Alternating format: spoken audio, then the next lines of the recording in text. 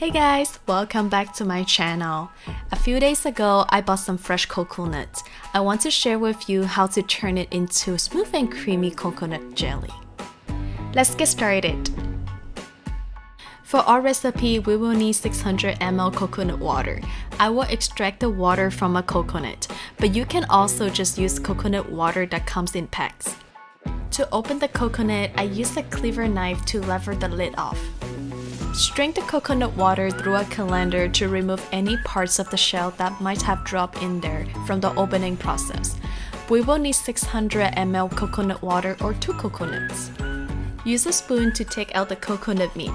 Cut off the black parts that stay on the meat, then cut it into strips. Set it aside for later. Add 1 bag of gelatin in 3 tablespoons of room temperature water. In a saucepan, add 600 ml of coconut water, 300 ml milk, 300 ml coconut milk, 100 ml heavy whipping cream, 2 tablespoons coconut cream, 40 grams sugar, and the gelatin. Bring it to a simmer on low heat.